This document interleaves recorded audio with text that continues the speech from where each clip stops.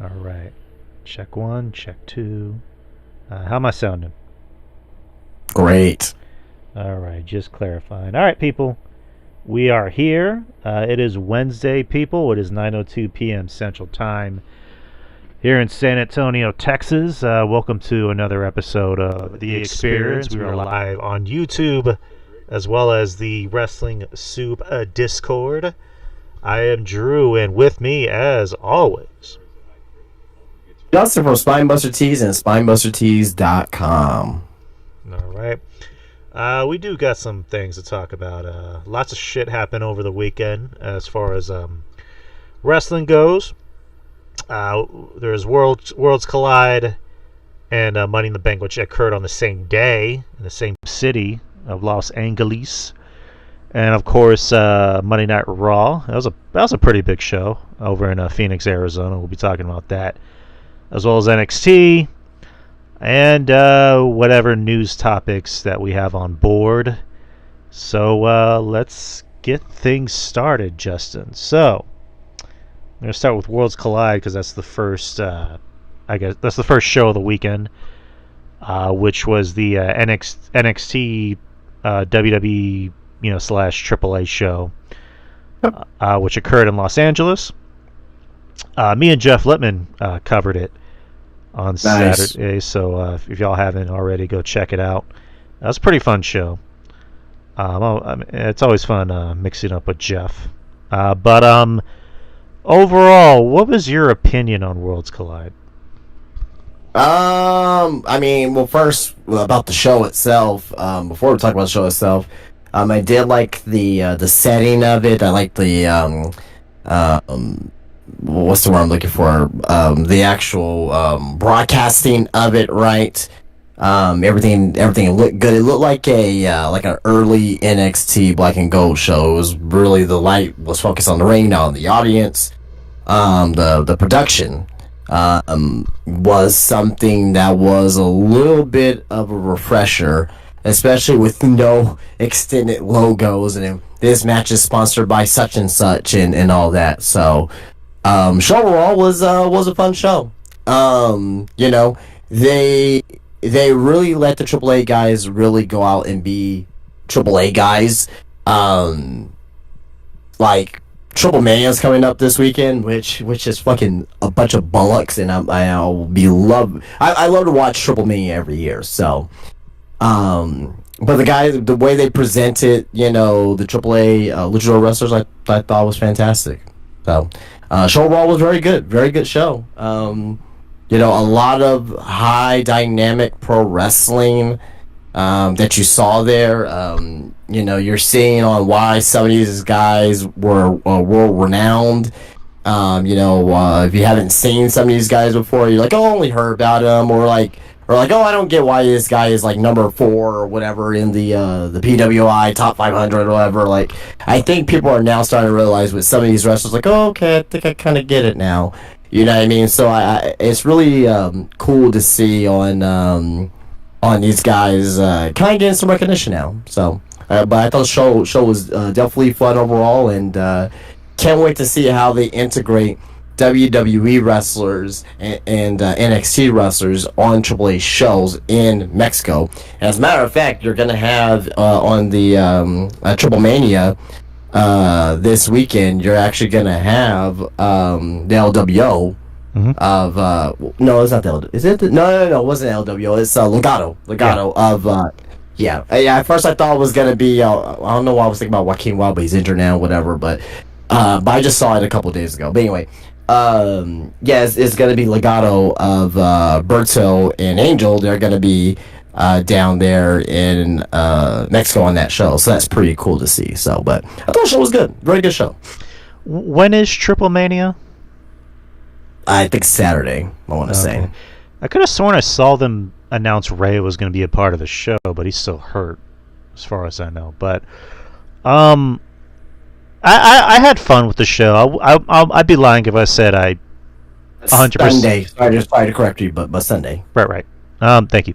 I had fun with the show. I'd be lying if I said I 100%, enjoyed a lot of the Lucha Libre stuff. I'm not the biggest Lucha Libre fan. I mean, granted, were some exceptions. You're probably gonna laugh at me for this. I'm Mr. Iguana's over with me. I had no idea who he was, and he's just over with me. And granted, I'm not the biggest comedy guy, but just something about him just tickles me. And I think he's tickled WWE too, because his shirts are already selling on the fucking Shop Zone. So yeah, great for him. He's definitely living the life. I can't hate that. I can't at all. Yeah, it was a fun show, and kind of like what you just said, I enjoyed kind of the ambiance and the look of the show, where it felt more small scale and a little bit more intimate, and less of a big corporate show. And I would love if WWE does more of these shows. And from what we've seen, they got like 2.5 million views on YouTube. Something like that, yeah. The show, so they'll definitely be back. But as for the commentary team, you had Corey Graves and Conan. That's a pretty interesting team. Those would be the last two people I would think about. But how did you feel about Conan and Corey Graves being paired together? Corey Graves is fantastic. I thought Conan was not the best, but he's not a commentator. He doesn't commentate for AAA. Right. So, he's not part of the regular commentary team, but he sounded kind of bored to me a little bit, to be honest. But not to say I hated it per se, but it's just it's just two different dynamics or whatever. But again, Conan wasn't. He's not really a commentator to begin with, anyway. So I kind of I'm kind of forgiving for that, but. But also on top of that too, as well, they were trying to get Mike Tenay to do commentary for the show, and I don't know what happened. I'm pretty sure we may hear something maybe this weekend from the Observer, assuming that they get information about Mike Tenay. But yeah. I mean, I thought the commentary was fine enough for what it was. From what I heard, it had to do with money. They couldn't agree on a number, so that's kind of what I heard. Or that's what I mean, fucking Mike Tenay hasn't commentated in fucking like over 10 years. Like, what the fuck are you asking for? I don't know. At the end of the day, it always comes down to money, regardless of who you are. But I like Corey Graves. I think Corey Graves gets kind of a rough shot from a lot of people. I happen to enjoy his commentary, and I thought he did well here. Conan, you kind of hit the nail on the head. Like there were times where he just sounded bored. But you can tell him and Corey had fun. And there are times where it seemed like he was kind of busting his chops a little bit. But playfully. I would have probably went with another commentator. Who that is, I don't know. But Conan, I don't really think I've ever heard him commentate anything, to be honest. He's been more of a promo guy. But anywho. So the show was in the Kia Forum in Inglewood, California. So matches we have here. The first match was a 6-man tag. You had Octagon Jr. Aerostar, and Mr. Iguana. They defeated the Latino World Order, Dragon Lee, and Cruz del Toro, with Lince Dorado, who replaced Joaquin Wild. This is a fun opener. Mr. Iguana looked like he was already over with the WWE crowd. The spot where Lince Dorado did a Spanish fly on the Iguana was just, it popped me. I thought that was funny as hell. Aerostar, I think I mentioned this before, we're friends on Facebook, which is random. And apparently his gimmick is that he can go back in time, but he doesn't, I guess he can't like find out match results, which maybe he doesn't want that spoiled, so maybe there's that. But I thought this was a fun opener. Was kind of surprised that the AAA team won, but I guess it made sense because you can't have them all lose.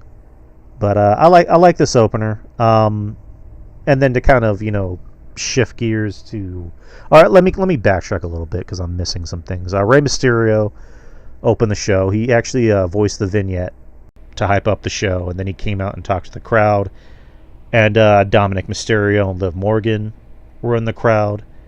After which Dominic Mysterio got on the microphone and called out everyone and called out Octagon Jr. because he was a fan of his dad, because he's a deadbeat, blah, blah, blah. And then they got into a fight, and then Dominic said, I'll see you at Money in the Bank tonight. So, yeah. But, again, good opener, fun opener. What'd you think about it? Felt the opener was fun, but I'll just... I won't be myself if I don't mention this. Why is it okay for comedy in WWE and not anywhere else? I don't know. It just depends on who's doing it. I just don't get it. But I thought the match was great for what it was. Mr. Iguana is very, he's very popular with the crowd already. And when you have a gimmick like that, you're gonna have an appeal. So, and he's been doing this for a while over there in AAA. So I've been familiar with his work. I didn't think out of all the AAA guys that he will be the one to get the biggest reactions so far. I thought it was going to be Psycho Clown, to be honest. But no, Mr. Iguana is the guy, and that just shows you, that wrestling can be very, very crazy at times, in a good way. But no, it was a fun opener. Started a little slow. I mean, because they were doing the traditional luchador chain wrestling, which is totally fine. Then it picked up, and ended up being a fairly good opener. I enjoyed it. All right. Next is you had Stephanie Vacour, or a tag team match. I'm sorry, Stephanie Vacour and Lola Vice versus Chick Tormenta and Dallas. Take this over for a bit. I gotta go get something real quick. I'll be quick. Okay. Well, this match here, you had. I mean, we already knew that Stephanie Vaquer and Lola Vice was gonna pick up the win. Thought the match was fine for what it was overall. It wasn't anything great or grand. It was really just to get Chick Tormenta and forget the other chick's name, but Chick Tormenta and Dallas, introduced to the crowd. It was a very short match. The match wasn't very long at all. But again, it was really just to highlight Stephanie Vaquer and Lola. They both did the Devil's Kiss, which the goons on social media is like saying, "Oh, it's the best move in it." Like, I hate that. Hey, it's the best move in history. Oh, it's the best move. Like, stop gooning, all right? It's great. I love Stephanie, love Lola, right? But can we stop the women every fucking second? Like, yes, they look good. Yes, they got big asses. Grow the fuck up. That's all I gotta say about that. But anyway, regardless of that, the match was fine. The match was fine for what it was. Wasn't anything, like I said, fantastic or anything like that. It was just this match on there, and you had to showcase two of AAA's women's wrestlers that is on that roster too as well. But I thought the match was fine. All right, I'm back. I was trying to look for another pair of headphones to use because I'm using my earbuds, and I keep hearing this clicking sound. I don't know what the fuck it is, but it's driving me nuts. But I guess I don't really have a choice. But again, I thought the match was fine for what it was. It did its job, so to speak. I thought Lola might have been the weaker link out there. It looked like she couldn't really keep up with the three other women in the ring. Although in consideration, she's way far less experienced than the other three too. Right. Yeah, I know that. But they love her.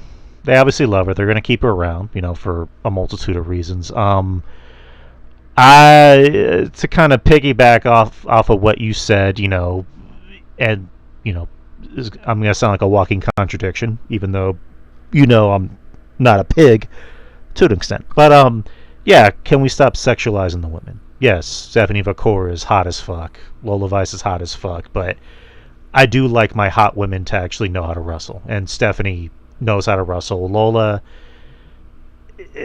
needs a little bit more improvement, even though it's almost coming up on 2 years. The other two, I thought they're legit. Dallas and Chick Tormenta.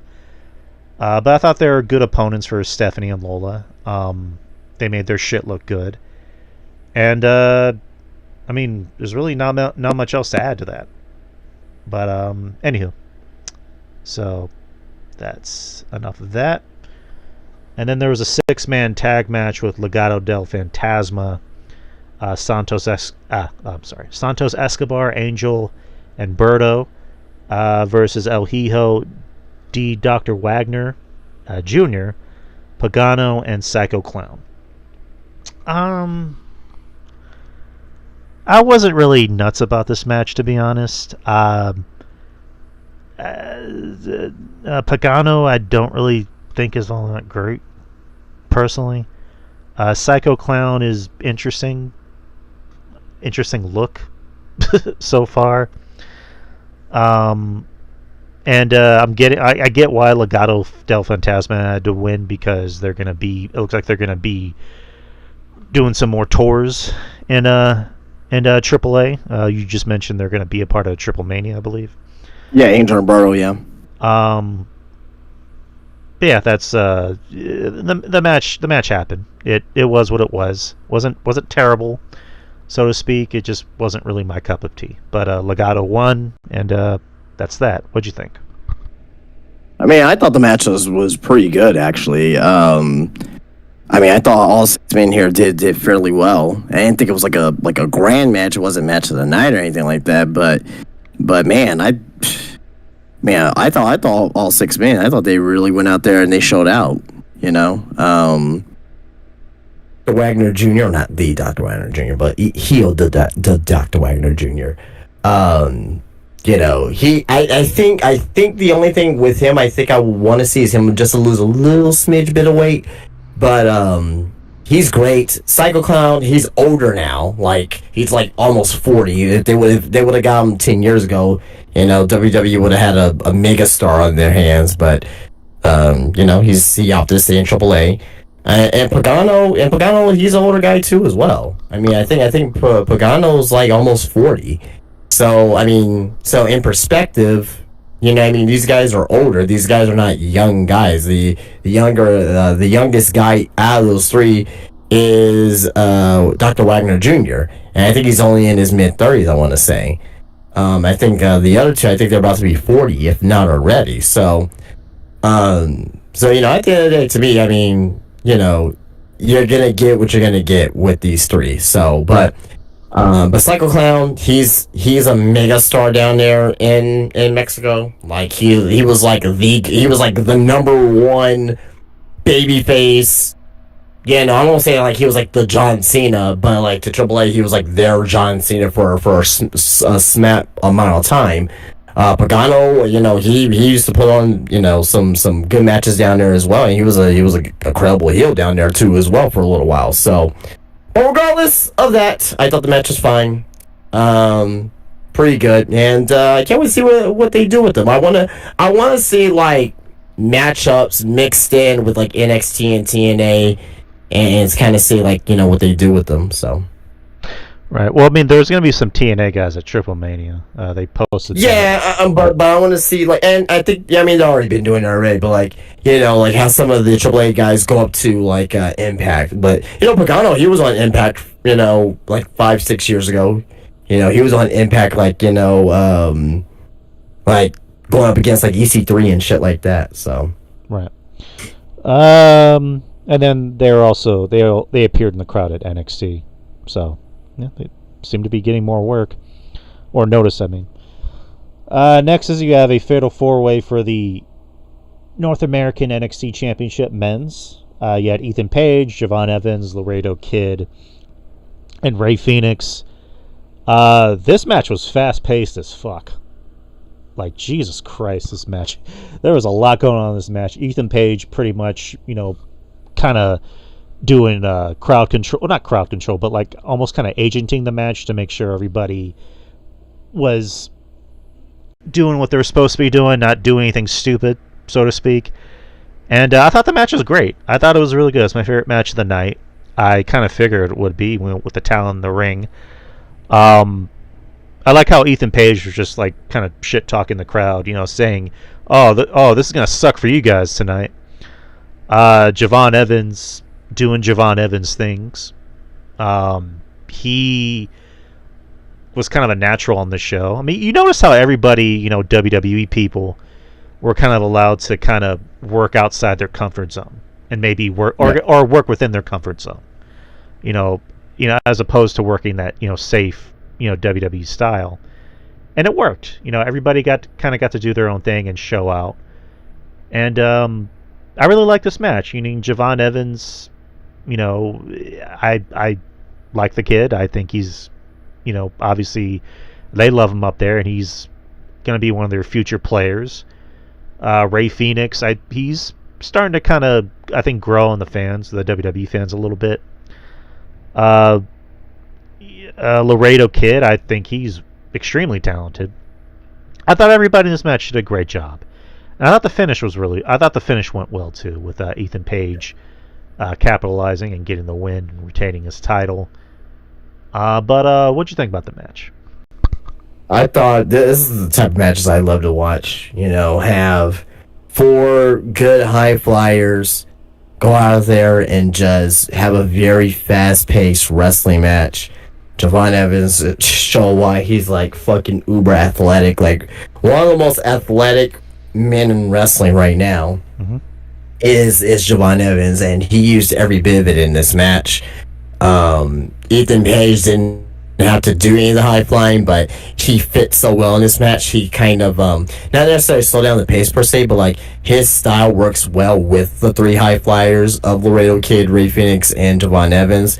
Ray Phoenix did some great stuff in here. Laredo Kid did some fantastic stuff in here. He's been TNA for a while now and been doing his thing down there, and so I'm been familiar with them for the last several years, but like this match, I thought at one point I was like, oh man, are they gonna give this to Javon for a second? I thought they may give it to Javon, but Ethan picked up the win, rightfully so. He deserves it. I mean, he's the one of the number 1 guys down at NXT right now. So, but yeah, I thought this match was very fun, very very very fun.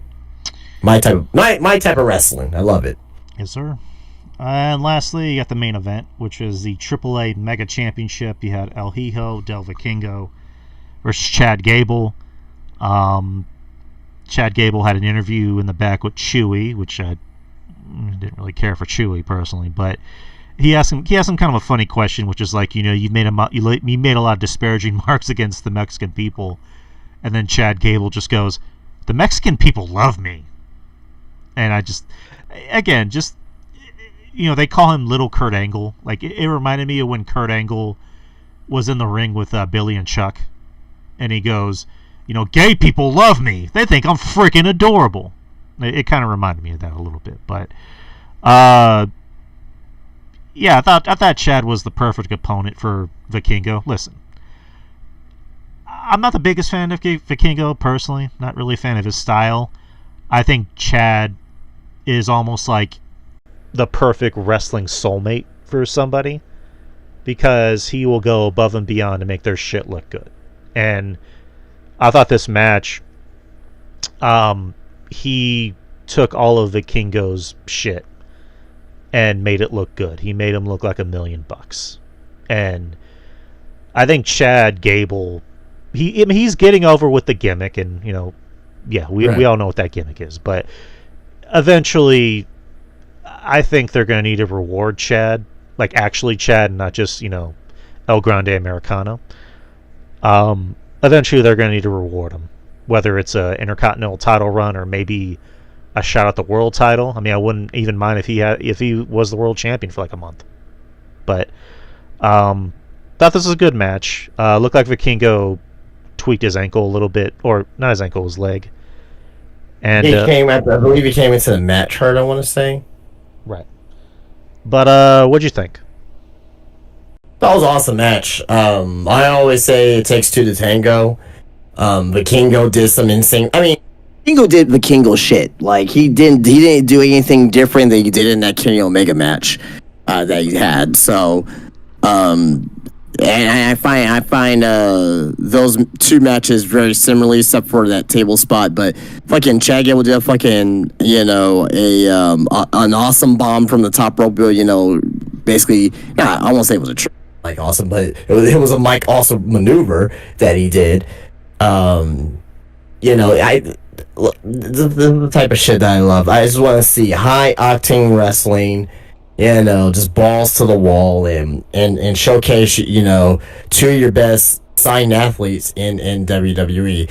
Fucking Vikingo did a fucking, springboard 630, to the outside, just splat on top of Chad Gable. The springboard Phoenix splash, from the middle rope in the ring. Like no one's doing shit like that. Like Vikingo, like you know what I mean? And I'm pretty sure the audience there in Los Angeles, I'm pretty sure that only 30% has actually seen what Vikingo's actually done in the ring.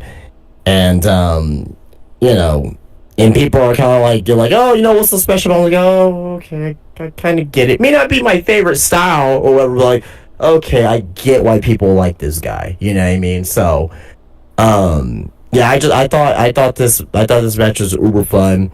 To your point, I think Chad Gable should be rewarded in some fashion sometime soon. I was even thinking as well that if they would have had Chad Gable wrestle twice on this event and wrestle again at Money in the Bank, which they didn't, right? But if they would have had a Chad Gable match, the Chad Gable match against a Vikingo, then a Grande Americano match against somebody else where whoever he's facing unmask him, right?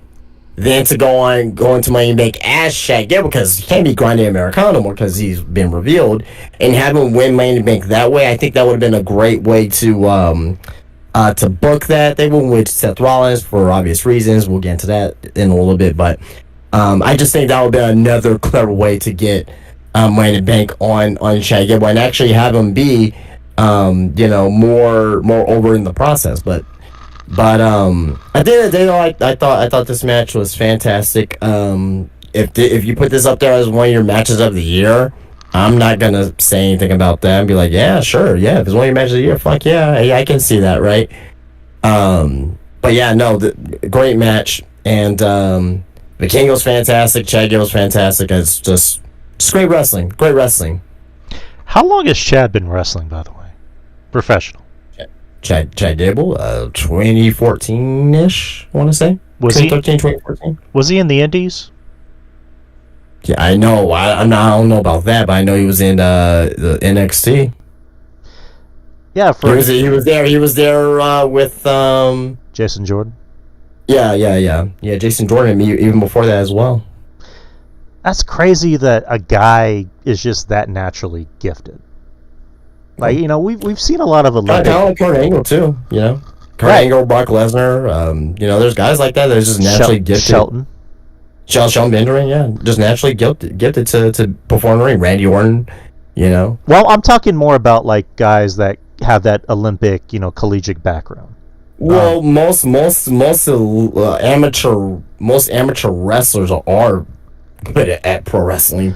Well, yeah, but like... Who's the dude? Gable Steveson? Like, he wasn't really all that great. But like one match, right? But it wasn't that impressive. But okay, one match. Okay. Match. That's the only thing. I mean, I agree. If we saw like 10 matches out of him, but I'm not saying I'm defending the guy because the guy's a piece of shit or whatever, right?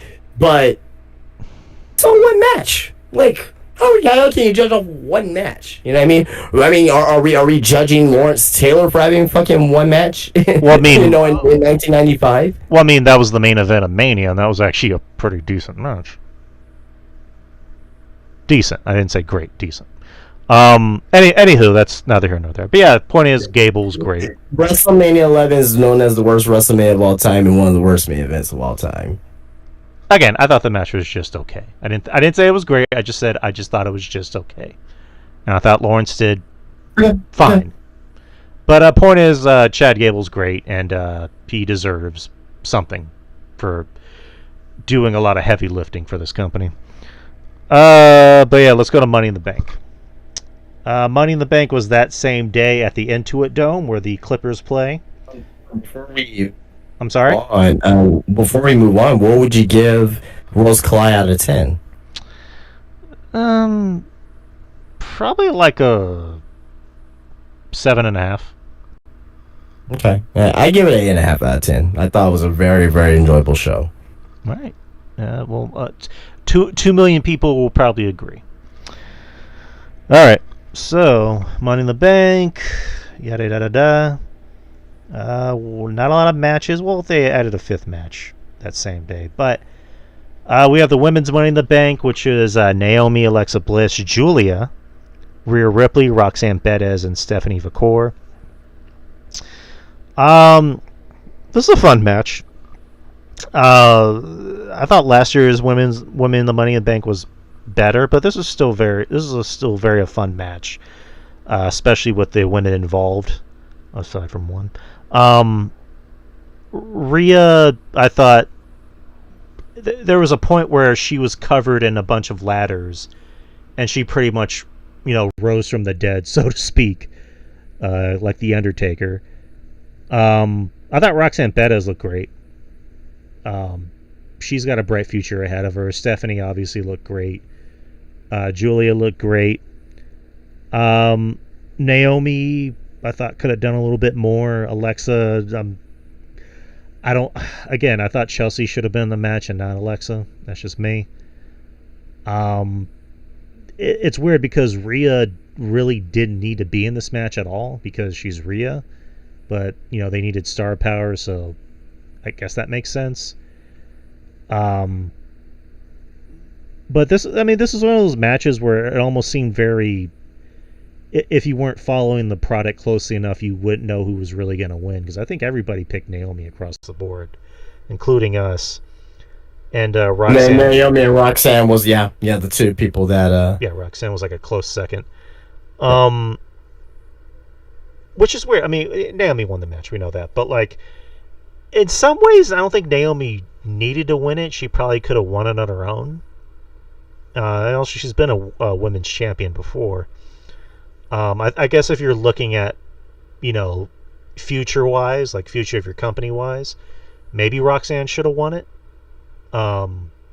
Based off of popularity alone, maybe Stephanie or Julia. But then again, that's too much. That's too soon for them.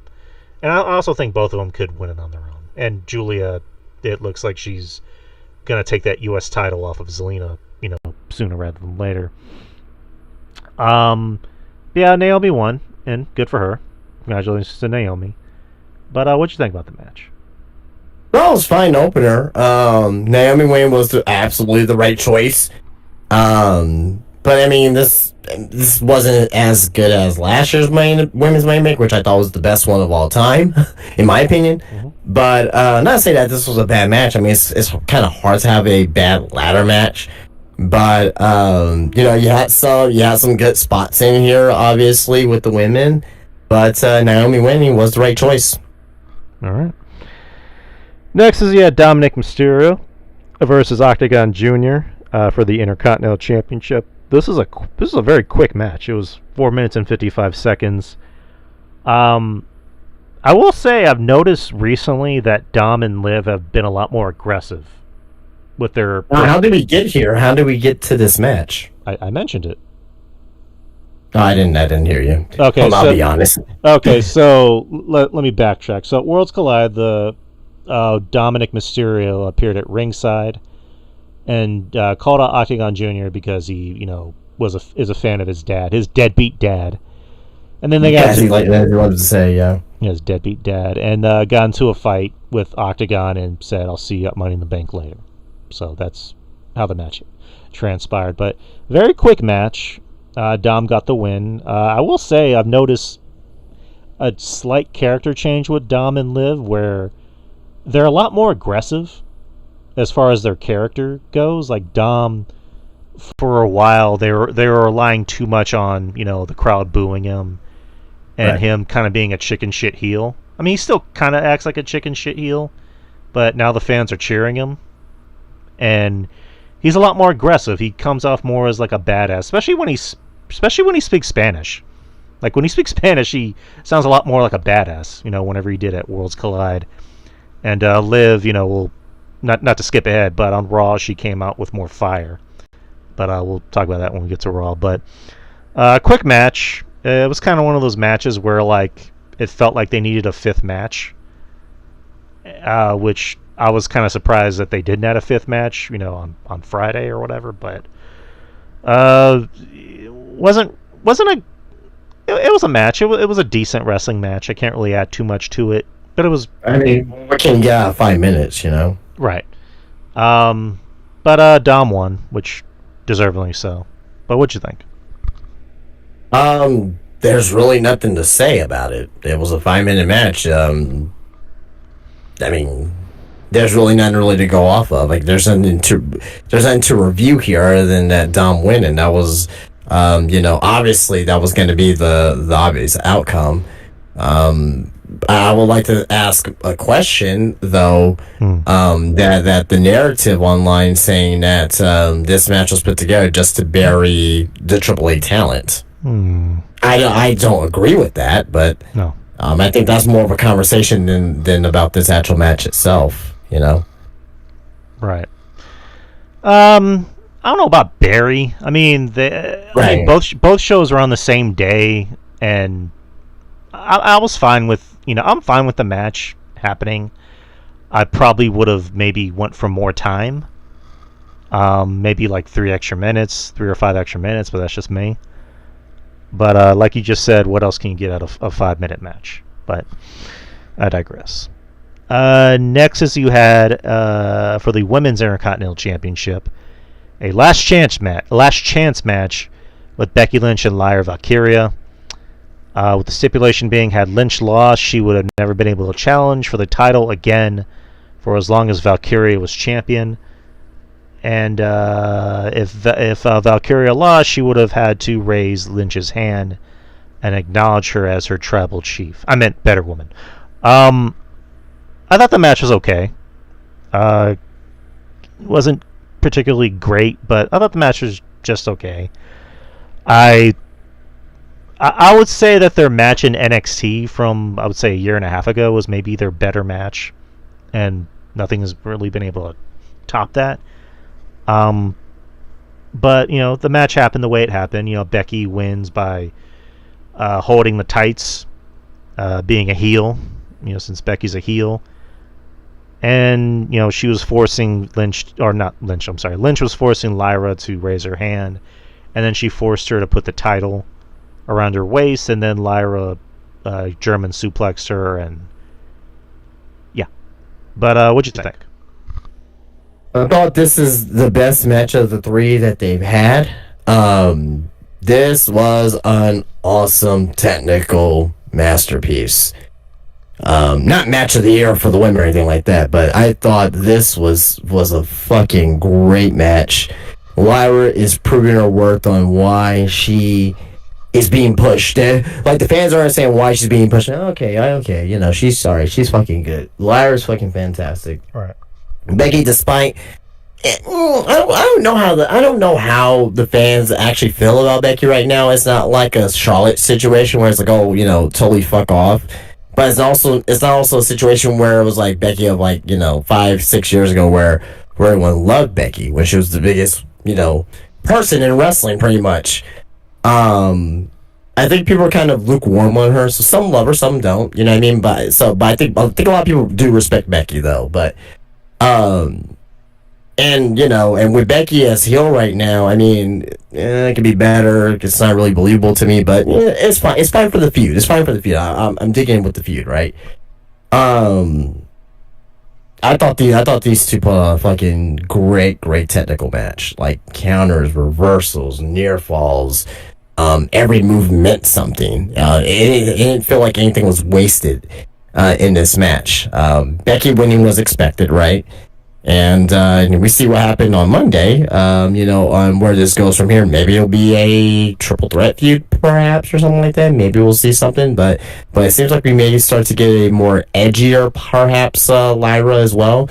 She did get her heat back after the match, so it wasn't like she lost the title and was like, oh, we're gonna go to the back. No, she got her heat back on Becky, which I which I love that WWE did. So, Right. but yeah, I thought this was the best match out of their matches so far, and it seems like Lyra is, like I said, getting over with the fans, but also as well. I don't want to say this is gonna be her fight forever feud or anything like that, but I wouldn't mind these two having another couple matches this year. That's how good they are together. All right.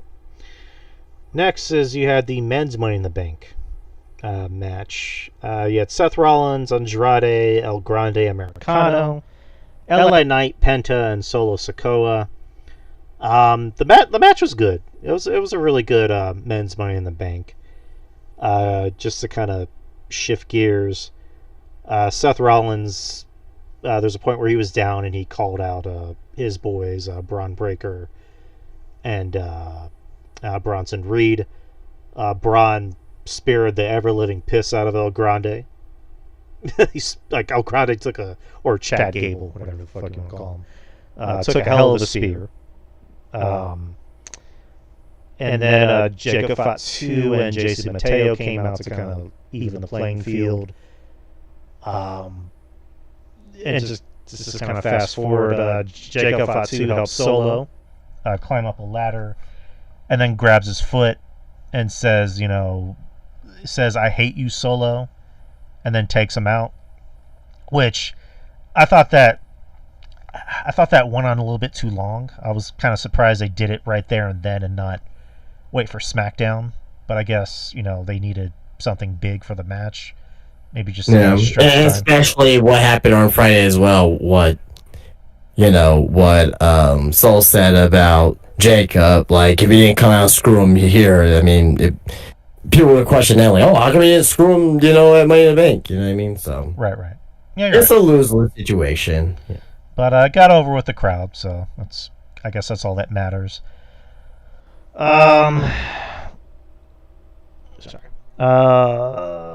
What else? I mean, I thought everybody looked good. I thought Andrade looked pretty good out there, even though a little surprised that he was in it. I was kind of thinking Melo would be in the match, but at the end of the day, I don't think it would have changed anything. El Grande, / Chad, I thought he looked great out there. LA Knight looked good. Everybody looked good. I can't really say too much about everybody. Everybody did a fine job. There was a point where it looked like LA Knight was going to win it, and then Seth Rollins wins it, which I guess I get why he had to win it, because storyline purposes, and he's the top heel on Raw, but he really didn't need to win Money in the Bank, Seth Rollins. Like, he could have just won it on his own, or won the title on his own, I mean. And I personally didn't like the ending. I didn't like Seth Rollins winning. Didn't agree with it. They could have given it to LA Knight. I mean, they could have given it to Chad. Chad could have won Money in the Bank. That would have been, their way of saying, hey, good job on the show. Here's your penance, or reward, I mean. But I don't know. I'm not crazy about it. I'm not crazy about people winning Money in the Bank that don't need to win it. But how did you feel about the match? I'll be fine with Seth winning Money in the Bank if he ends up cashing in for the WWE Championship. I'm not saying against John Cena. I'm just saying for the WWE Championship. If he cashes in for the World Heavyweight Championship, now that another heel's holding it, or it could be a situation like this. It could be a situation like this to where that I'll be fine with this as well, where King of the Ring is ongoing right now, and my prediction right now for the men's side, I think Sami Zayn's gonna win. That's just my prediction as of right now at this moment, right? I got Sami Zayn winning. Go up against Gunther and at SummerSlam and beat Gunther. Have Seth cash in at SummerSlam, and I know I'm probably not the first person to say that. It doesn't really take a rocket scientist to kind of figure that out, right? Right. But I think that may be the direction that they may go in. If they do that, that's fine. And instead of having Gunther versus Sammy at WrestleMania, it could be Sammy versus Seth for the world title.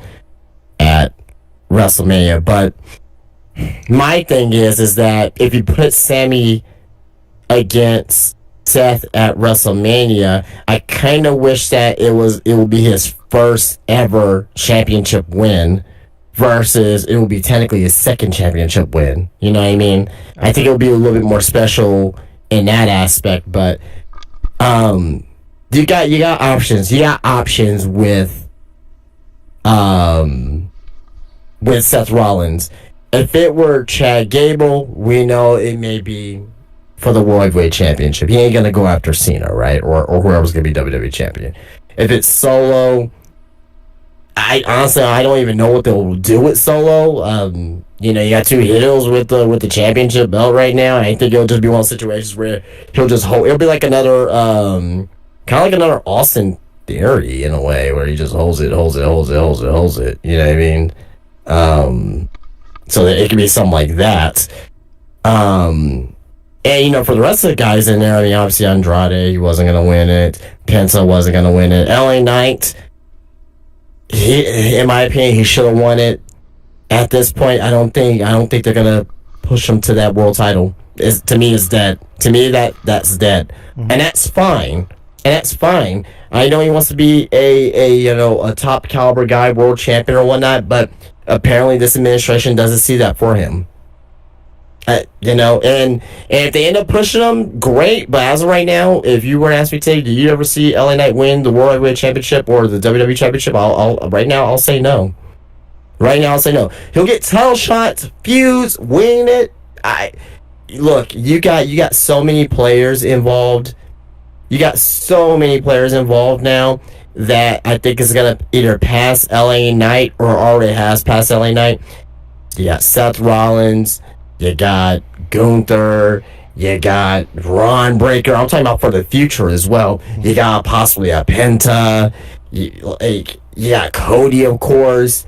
You got Logan Paul. You know what I mean? At this point, Logan Paul is going to win the World Heavyweight Championship in the next couple of years. Do you see fucking LA Knight doing that? No. Dominic Mysterio, once Dominic loses the Intercontinental Championship, he's going to start being pushed for the main event as well, because he's getting better, more, better reactions, right? Roman Reigns, LA Knight, man, I don't know, brother.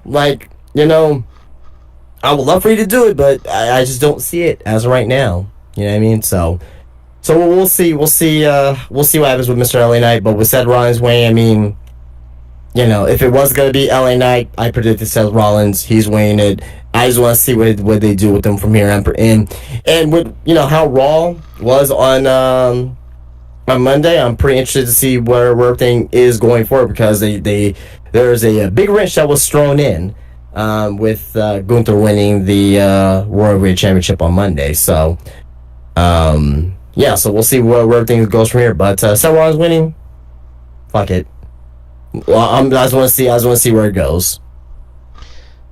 It would be interesting if he cashed in on the WWE title. I mean, it would be really out of left field if, let's say, on Cena's last match in Boston, which he's more than likely going to face Cody, and he's more than likely going to drop the title back to Cody. It would be pretty fucking ballsy if Seth came in and cashed in on Cody in Boston after you just beat Cena. Yeah. But then again, I don't think they're going to do that, because they're going to want to give... I don't think they're going to wait that long. Well, I was going to say, I think they're going to want to give Cena his moment. They're not going to want Seth to run all over Cena's moment. Unless Cena's cool with it. But like you said, they're not going to wait that long.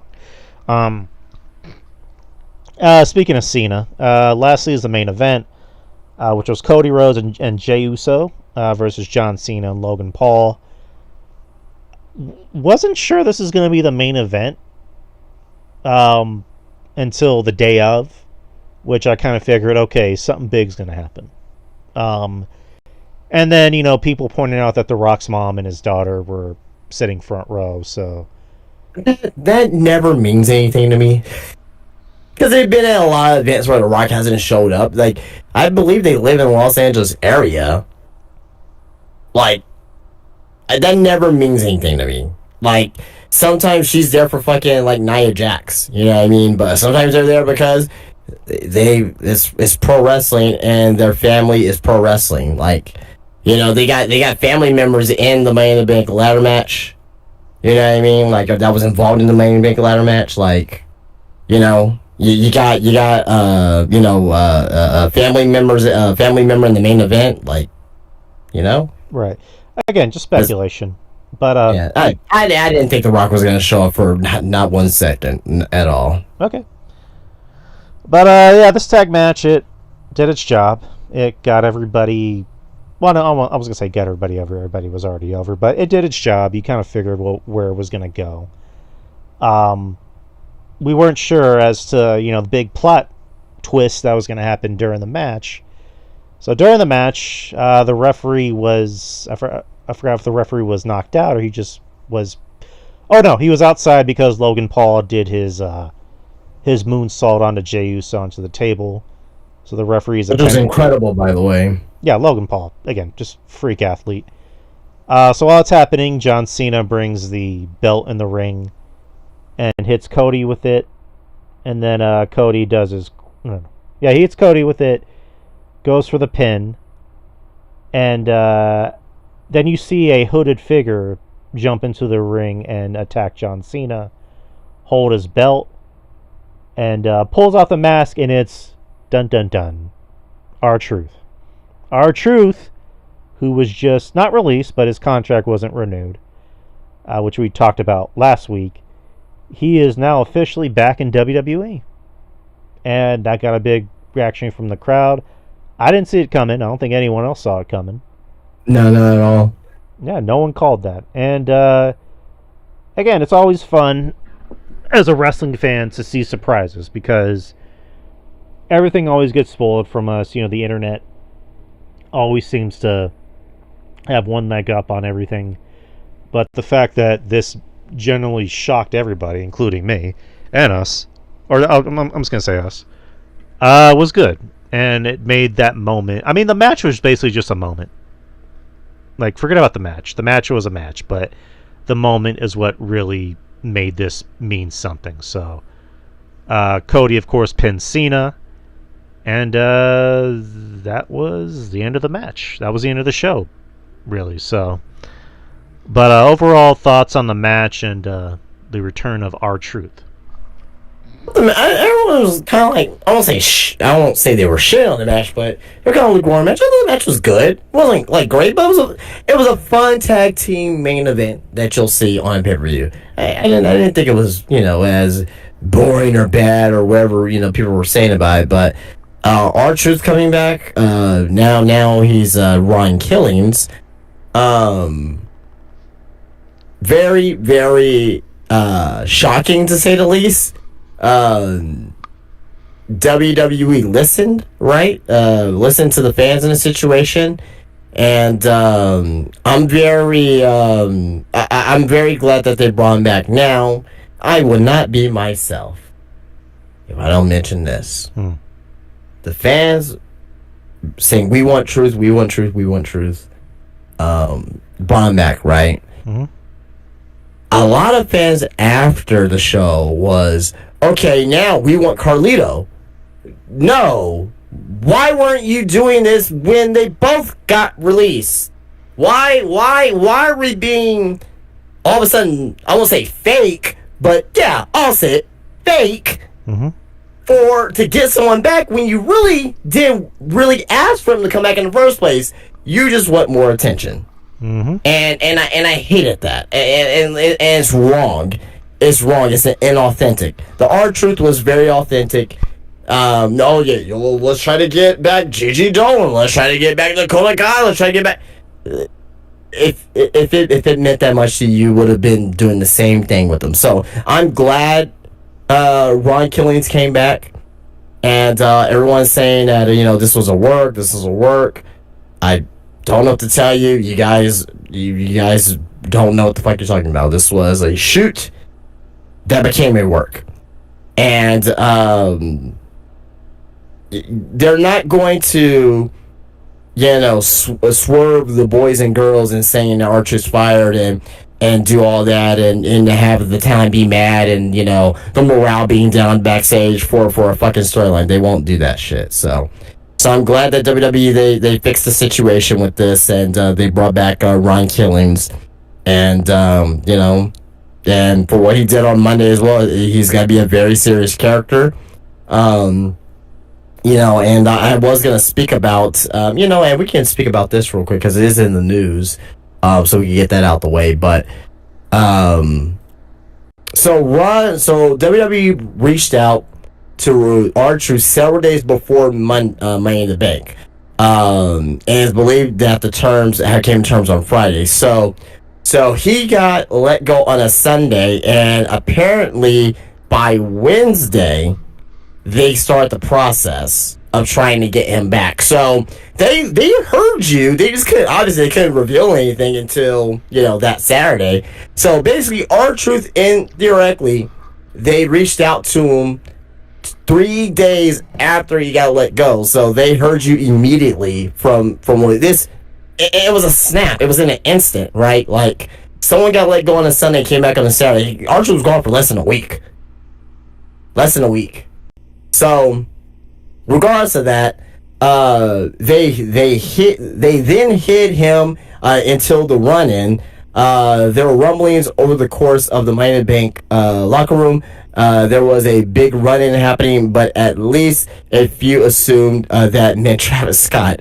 That was coming from a PW Insider. No, it was not Travis Scott. Also, as well, coming from Corey Haynes and BodySlam.net, Nick Khan reached out to facilitate a new deal with Ron Killings. According to a source, the deal came together sometime on Friday, which I mentioned before. The new deal isn't a normal active working talent deal, but it gives Ron Killings the opportunity for one true final run. Also, as well, Triple H apparently was not happy of the re-signing. That Nick Khan had to get involved because they felt like Nick Khan went over Triple H to do that, and Nick Khan hasn't done that ever for to re-sign a talent. So there's that. And lastly, here before we move on from Fightful Select, a WWE higher up said that R-Truth being brought back was something that they viewed as a good sign that the roster and fan response being listened to overcame everything else. When Ron Killings and WWE brass have been asked directly by talent about the situation, they stated it wasn't a work, which obviously it wasn't a work. As one would expect, the roster is ecstatic about Truth being back within WWE. So Drew, I would like to ask you about your thoughts about the stories there, particularly about Nick Khan being the one to reach out to R-Truth and facilitate him to come back. Jolly old Saint Nick. Nick Khan's the reason why CM Punk came back to WWE, so it also makes sense because I also think it didn't help TKO's cause that literally anything they would post, they would get responses of "fucking die, I hate you, fuck you for letting go of Ron Killings." Again, I can't sound like a hypocrite because I wasn't happy about seeing R-Truth gone, but it was one of those things of like, well, he's a comedy act. What else can you do with him? But at the same time, it was like I kind of figured he at least be like a what do you call it? Like a lifer in WWE, and you could have at least right. I don't know, given him something to stay. You know what I mean? Like I didn't want to see Ron Killings go. I didn't. Again, I do agree. Wrestling fans are fickle as fuck. Because where's the faux outrage for, like you said, Gigi Dolan or Cora Jade? Yeah, like it is dumb. Like I get it. Like I'll put it to you this way. And I believe the as of right now the room has been shut down about the Miz. There's people out there who are not huge Miz fans, and we it has been noted, right? Right. But if the Miz get let go from WWE, there's gonna be those same people like, why would you let Miz go? Well, you're not a Miz fan. You never liked him, Mm-hmm. and you're like, well, I don't care if he's on TV or not. Why all of a sudden would you want to keep him all of a sudden? Like, people just want attention for the wrong reasons, and to me, I would just say, keep up that particular, energy.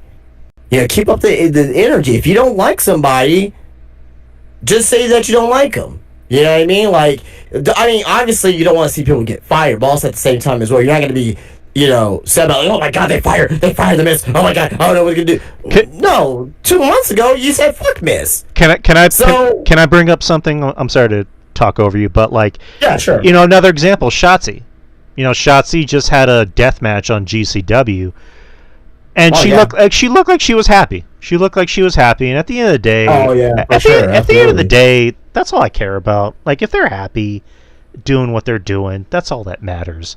And again, you have the WWE haters of like, you went from being in WWE to doing this, and she's like, I'm having fun and I'm making more money than I ever made in WWE. So it's like, I think she said that the two indie appearances that she made was more than 1 week in WWE, and I'm like, you know what, hell yeah, good for you, man. Yeah. Good for you. So like, if they're making money and they're doing their thing and they're happy about it and they're, that's all that matters at the end of the day. So we should be happy for these wrestlers, being happy themselves, right? And if you don't want to be happy for them, so be it, but don't mention them either at the same time. Like, if you don't like somebody, or if you're not hyped for somebody, okay, that's fine. You don't have to like them. Not saying like everybody, but also at the same time, don't fucking speak of them either. Because, right. To me, it's like, well, shit. You talk a lot of shit about a person that you don't like. Like, who the fuck has that time of day to do that shit? Right, exactly. Just fickle ass fucking wrestling fans. But going back to R-Truth. Or yes, Ron Killings. I'm happy. I'm happy that he's back. I'm genuinely happy for him. I'm happy, and we'll get to Raw in a bit. But again, I'm happy that he's back. I'm happy that he's having one last run. Because and again, this gets overused, but I think he really does deserve it, because we all remember Ron the Truth Killings, the first Black NWA World Champion. And once upon a time, I was kind of the ilk of like, it would be nice if maybe Ron Killings could be more serious in WWE and showcase that he could still go and maybe has more talent than most people on the roster. But again, he seems happy and everyone seems happy with it. So what do I know? And I was kind of worried. I wouldn't say worried, but I was kind of interested when he came back. I'm like, so he's going to be a serious guy now? How's that going to work? But it looks like they're organically shifting into him being more serious and not him doing the whole, I was comedy guy, now I'm serious guy again. Like, it makes more sense. And I'm interested to see where it goes. But, so that was Money in the Bank. I would give it probably about the same grade I would give Worlds Collide, 7.5. I'll probably give it. It's like your Worlds Collide 8.5 with everything together. I'll probably give it about a. I don't want to give it a. I don't. I think an 8's too low. I think an 8.5 is too high.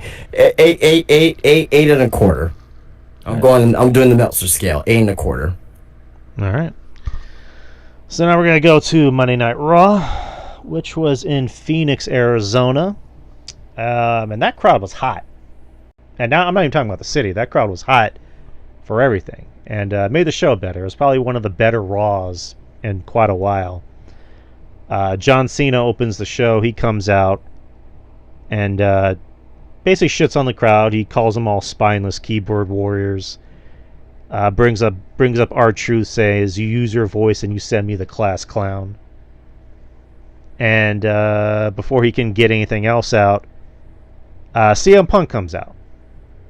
which got the crowd hyped up because it's the first time in a while that you've seen CM Punk and Cena, share a ring together. And well, they shared a ring together when Cody won the title at Mania, but this is the first time they actually had a promo together in like 12 years. I guess that's fair to say. Punk comes out and he kind of gives a moderated version of his pipe bomb. I actually have the full transcript here. It says, John Cena, I hope you feel comfortable. Or no, John Cena, I hope you're comfortable out there because I got something I need to get off my chest. You stand here acting like you're still the guy, the face of the company, the one everybody should look up to, but let's be real, you've changed. You say you haven't faced the best. Cody Rhodes is the best in the company. And you beat him at WrestleMania by cheating. With your new pal, the bald fraud, in your corner. You sold your soul to The Rock, John. You're not the John Cena I used to know. I'm not standing here for TKO. I'm not here to defend billionaires or kiss Dwayne's ass like you did. I'm here for these people. They're my boss. They've always been my boss. And if they want the truth, well, they got Ron Killings back because of it. And now they're going to get me. I've always had your number, John. You know it. I know it. These people know it. I'm not here to play games or chase briefcases anymore. I'm here to take that undisputed WWE Championship off of you. This isn't 2011, but it feels like it, doesn't it? You and me, one more time, for all the marbles. The best in the world versus the so-called greatest of all time. I'm not afraid of what I'll become if I win that title. I'm not afraid of the responsibility. I'm here to fight for the people, to give them what they deserve. A champion who stands for something real. So, John, you can smile, you can wave, you can play the hero, all you want, but at Night of Champions, I'm walking out with that belt, and there's not a damn thing you or your corporate buddies can do about it. And then Cena went on to say, pretty much, oh, you want a title shot, but not tonight? If you want a title shot, you're going to have to follow me to Saudi Arabia at Night of Champions.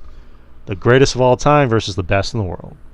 So, and it was made official. So, CM Punk will be making his first trip to Saudi Arabia, which is funny, thinking about the past where Punk referred to Mike the Miz, as a dork, and he should suck a Saudi blood covered dick. This is back in 2020, I believe, 2019 or 2020. Which again, the wrestling fans on Twitter and just social media in general, we're having a field day about it. Saying, "Oh, CM Punk, changed his mind," and blah blah. It's like, does that make him a hypocrite for saying that and now kind of I mean, are we all hypocrites in our own way? I mean, yeah, that's true, but okay, let me just be fair. I'm not trying to look for specific memories. Haven't we all said something in the past, and then years later we end up doing that thing we said we weren't going to do? And we ended up liking it. Well, I don't know about that, but I don't know about that last part, but people can change. People get older. But yeah, people can change, but I don't with CM Punk's, how should I say, with CM Punk's personality. Mm-hmm. Like, he will hold grudges forever and ever and ever and ever and ever, as we know, right? Right. The only reason why he is going to Saudi is because he is signed to WWE and he's being forced to. I don't think, me personally, I don't think he has a problem with the people there. I don't think he has a hate for the country. I think he just doesn't like some of the leadership there and like what, and some of the idealisms there, to where that he doesn't want to go, and he hates the thought process of WWE going there. But if he's being forced there because he's can't even say it. If he's on this contract and he has to go by his contract, then at the end of the day he has to do what he's done at the end of the day. I mean, he can't like go on blame and say I'm going because they're forcing me to go. He's not going to say that. He may be thinking that. His small circle may know that, but he's not going to say that out loud. So he may still feel that way, right, but he's not going to say anything else about that. So I don't know. I may be totally wrong about that. He may completely have a change of heart, but it could be, it could be that, that way too. So, Well, also another thing with CM Punk is that one of his biggest gripes when he left WWE for the first time was about part-timers coming in and taking the spot from, guys that are currently on the roster, working, 24/7. And now he's a part-timer. So Punk's had to eat a lot of crow. Is he a court? I don't consider Punk a part timer yet. Maybe in ring wise, yes, but like he's on the show. Like I think he's a semi part, semi full time. I think he's in between part and full time. Right. Okay. Fair enough. He ain't a fucking Roman Reigns or a John Cena he ain't on that type of fucking schedule. Right. He's definitely been showing up a lot more because when he first came back, it felt like they were trying to preserve his mystique, so to speak. Right. And now it feels like he's on the show a lot more. So, okay, I'll agree with you on that. But I will say about Punk, when he came back to the company, he definitely had to eat a lot of crow and a lot of humble pie. And was a lot of it because he had to? Probably. I just think about the for some reason the band Humble Pie. Humble Pie. I don't know why. But yeah, maybe this is a thing of Triple H being like, eventually you're going to need to make the trip. Like, you're signed to a contract and you can't just not go. If Sami Zayn it is being accepted in fucking Saudi, then, so. Yeah, imagine when he wins the Royal Rumble. He'll be like a hometown hero there. But, again, just wrestling fans being wrestling fans, just talking a lot of shit. But, whatever. They just find something to complain about. They look for any reason to shit on CM Punk. Some of it deservedly so, but in some cases, just like, shut the fuck up. But overall, what'd you think about that promo, that exchange with Cena, and the, well, not possibility, the upcoming Night of Champions match? I think it's off raw hot and exactly what we need for this feud. Now, I just hope that we continue to see this feud develop off that first promo, but very good. And also, as well, Cena's character in this situation was fantastic because he's all like, I'm only going to face you at Night of Champions because in Saudi Arabia, because he's poking fun at CM Punk for not wanting to go to Saudi Arabia. Mm-hmm. And it's like, that's the only way you're going to face me. I'll face you at Night of Champions in Saudi Arabia because I know you don't want to go to Saudi Arabia. He's probably thinking character-wise that, oh, well, CM Punk he ain't gonna fight. This is my way out of the match with CM Punk. He's not gonna go to Saudi Arabia. I think those things right there I appreciate. Yeah, again, just Cena gets it, Punk gets it. Again, this is gonna be a good feud, even though the show's like in a week and a half. But again, I'm looking forward to the match. I'm looking forward to the show, mainly. All right, so let's go back to the rest of Raw. You had AJ Styles versus Chad Gable. Fun match. This is kind of what you expected. AJ still doing AJ things. I would have figured Chad would have gotten the win, but I don't know. Chad's kind of in a weird position. Kind of like a Drew McIntyre, where they're both equally important to the company, and it feels like they take a lot of L's, but at the same time, it doesn't really matter because eventually they're going to get positioned in a big spot on the show. I don't know. What do you think about that? About what exactly? Well, I'm sorry. But what do you think about Chad just taking a lot of L's? Well, his gimmick is that Chad Gable loses, Grande American wins. So I get what they're doing. Okay. Hopefully he gets rewarded. I agree. I mean, I agree with you, but that's the gimmick that's being presented right now. I mean, my whole thing is like AJ. I think is at this point in his career where he can take some L's, and it won't really mean anything for him. But that's just me. Next is a qualifier for the Queen of the Ring. 2 fatal 4-ways. You had Rhea Ripley versus Kairi Sane versus Roxanne Perez versus Liv Morgan. Thought this was a fine match. It was predictable because you kind of figured who was going to win. I don't think, again, Rhea being in these kind of matches, it's like she doesn't really need to be in them, but I guess they put her in it because, again, star power. Liv is kind of in the same position that Rhea's in, where she doesn't really need to be in these qualifier kind of matches to win something. She can just win it on her own. But again, star power. And also, they're doing the storyline.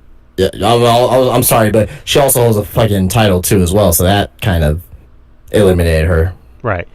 And also, she's in the storyline with Roxanne, with the Judgment Day, where Roxanne's trying to usurp her man, Dom, all the while Finn's there cheesing, hopefully to take over the Judgment Day or boot Dom and Liv out of the Judgment Day.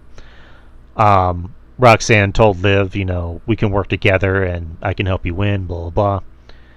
Eventually, Roxanne got the win, so Roxanne is going to go to the next round and face the winner of, I think it's Michin, Nia Jax, Jade Cargill, and I believe Raquel. Yeah, wherever that SmackDown Fatal 4-Way is, yeah. Which, that's a... I don't have the brackets up in front of me, but yeah, I believe you're correct. But Roxanne got the win, and she'll be moving on. Roxanne, so far, is my choice to win Queen of the Ring. I think it kind of makes sense to kind of give her that, but how do you feel about these King of the Ring, Queen of the Ring brackets? Yeah, I agree. So you got Roxanne winning. As of right now, yeah. Also, as well, gotta figure out who that vacant spot is for. Yes. On the men's side. So Sheamus, Rusev. Who else is in the match? Sheamus, Rusev, Bronson Reed. Hold on, let me look it up because okay. King.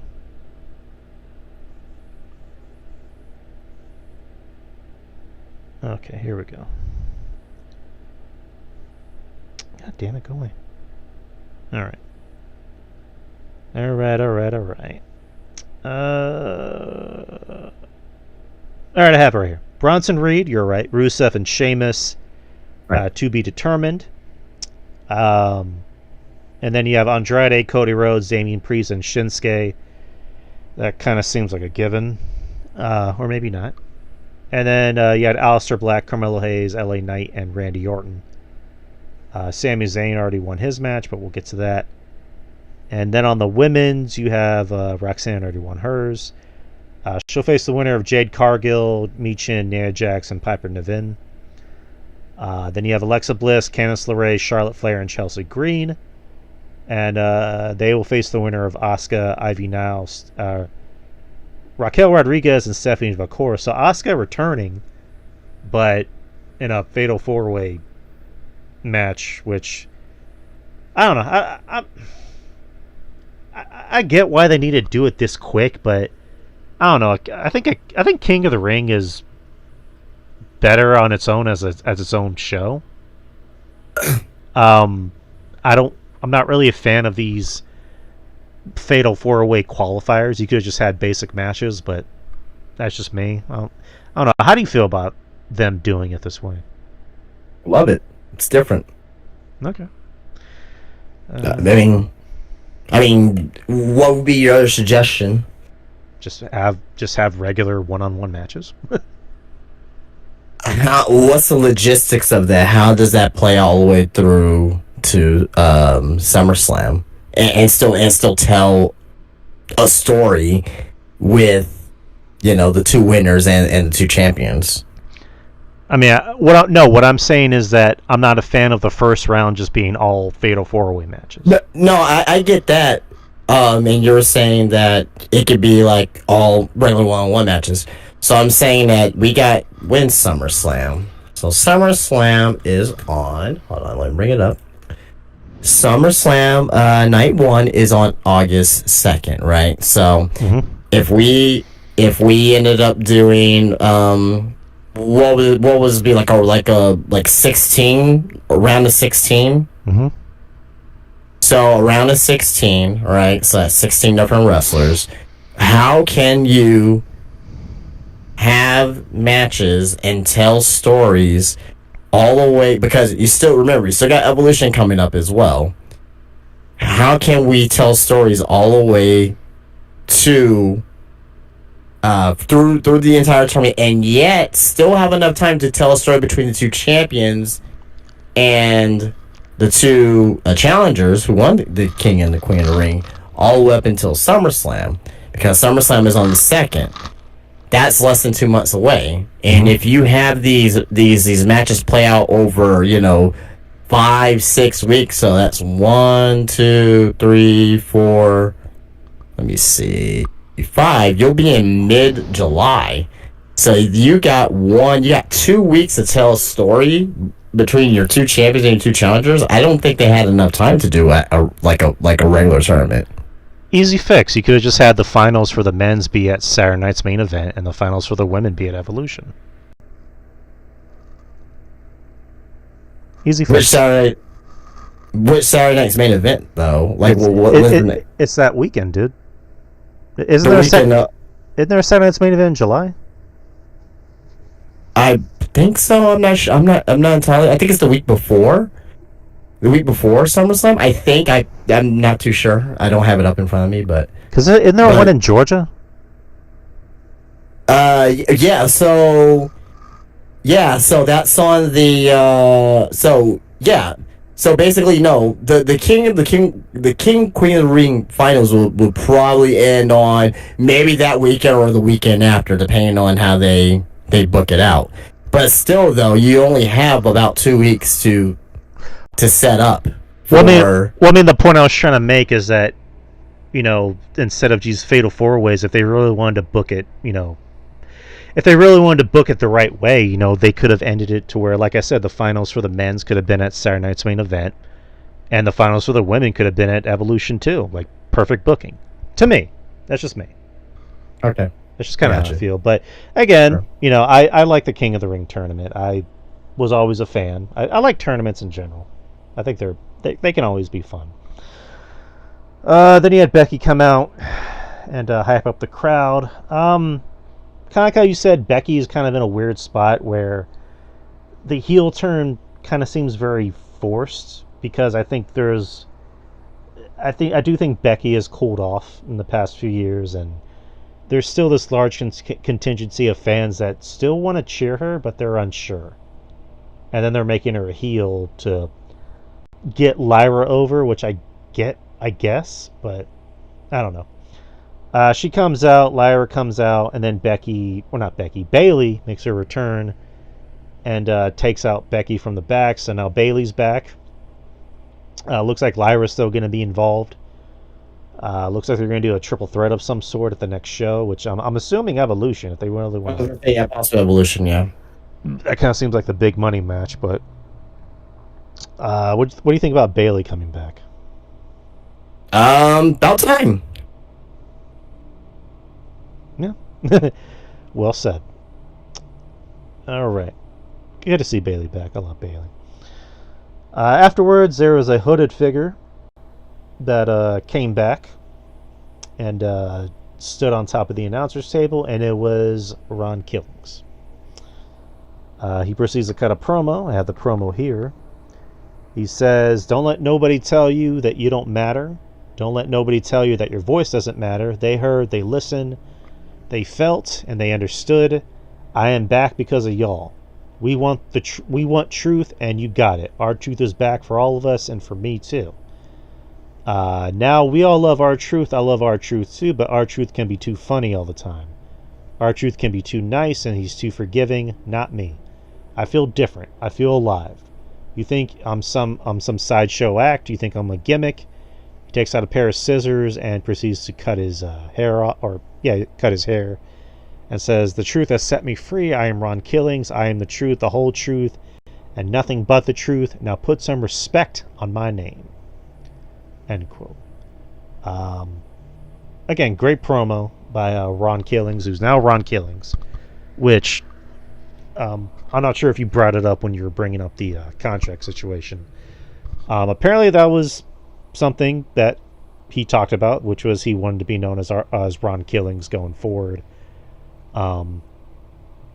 Wrestling Soup covered it, and I forget how they worded it, but basically it's, he wants to be Ron Killings because eventually when he does leave, WWE can say they own a name or something like that. But he's being smart about it. Good for Ron. Good promo. He's getting that one last run. It looks like he's maybe going to take another crack at Cena. Whatever they choose to do with him, we'll see. But what did you think about the promo? That was, to me, his best ever WWE promo that he's ever cut. It was real, it was emotional, and exactly what you need. And he basically denounced of R-Truth, the comedy character, and now we're getting Ron Killings, the serious character, the character we haven't seen in years in WWE, and I can't wait to see what they do for him now. People are like, hey, oh man, he should be the world champion. Look, stop. Just, I love Ron Killings. I love R-Truth. Stop it. He's 53 years old. Just no. If he does it, great. I'll be happy for him. But last week we were speaking about the youth movement and what WWE's doing. They're laying out a lot of older talent. Having a 53-year-old world champion ain't gonna do it. It'll be a great moment, but it ain't gonna do it. His reign, I'll put it to you this way: his reign needs to be as long or even shorter than Jey Uso's, because when the bell rings, he needs to perform in the ring in 20-minute matches. And maybe he can still do it, but I wouldn't want to put him in that situation to do so. So, people are asking for R-Truth being world champion. Just stop it. Intercontinental champion, United States champion. Hey, yeah, sure, go for it, right? But world champion, let's no. We're not doing that. If this was 10 years ago, I'll give it a thumbs up. Hell yeah, fuck yeah, let's do it. But in 2025, 53 years old, no, not at all. But the promo overall was fantastic. The fans are gonna be behind him regardless of anything, and I just want to know what his mission statement is gonna be. You know what I mean? Like, who is he gonna go after? Is he gonna go after Cena again? Perhaps, I don't know, right? But if he goes after Cena, he's gonna lose to Cena, no matter how over he is. He's not gonna be the one to take the title of Cena. You're not gonna have a retiring John Cena to lose the title against a potentially retiring Ron Killings. Like, no. So, wherever it is, I hope it's meaningful for him. So, but yeah, I'm very intrigued. To see what they do with them. All right. Next is he's got another qualifier for the King of the Ring, or the first qualifier for King of the Ring. He had Sami Zayn, Penta, Dominic Mysterio, and Braun Breaker. I thought this was a fantastic match. I thought anyone from this could have won. You had all potential winners on this show. Or on this match, I'm sorry. It was extremely fast-paced, hard-hitting. Braun Breaker knocking the hell out of Dom. I thought that was amazing. Sammy was kind of the last person I thought of winning this. And really? I don't know. I wasn't thinking about Sammy. I was thinking about Dom. Because originally, I was thinking it would probably make more sense for Roxanne and Dom to win Queen and King of the Ring, to kind of continue that story that's going on with the Judgment Day, and that just causes Dom to be in the doghouse even more with Liv. But Dom's kind of a champion. Like, it would have been him against, like, well, now Gunther. Like, you know what I mean? Like, I don't think that would have been. I don't think that's a good direction for WWE to go in. Right. Okay. Maybe next year, maybe for Dom, but he's never kind of anybody that has a title. It drops your chances dramatically. If you're in a match like Money in the Bank, the Royal Rumble, the King of the Ring tournament, anything for you to get to a higher place like a WWE Championship or Royal Championship shot, and you have a title already, your chances automatically diminish. Right. So I didn't see Dom winning Now if he would have dropped the title, let's say he would have dropped the title like on, let's just say on Saturday. Let's say he happened to lose to Octagon. Then I think his chances would have been a lot higher to win that match and possibly win the King of the Ring tournament. So, but as of right now, no, not with Dom. Maybe next year. I can see him winning next year if they have the tournament for sure. Right.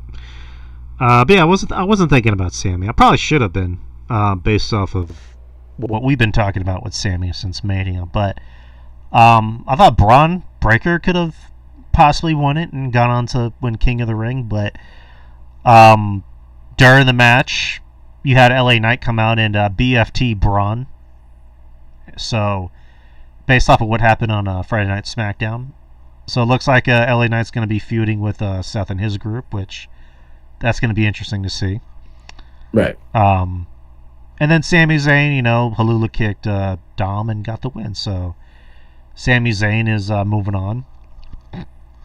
And just to kind of jump ahead, Solo Monster did, not to say he stole your idea, but Solo Monster did post, the writing's kind of on the wall. Sami could win King of the Ring, going to face Gunther at SummerSlam, and then Seth cashes in, and then you can do, the storyline where Sami's chasing Seth for the title at Mania and then wins it. Like, he wins the Rumble, and then he goes on to face Seth. So, I'm going to say something, and I'm not trying to blow you. Well, I mean, maybe I am.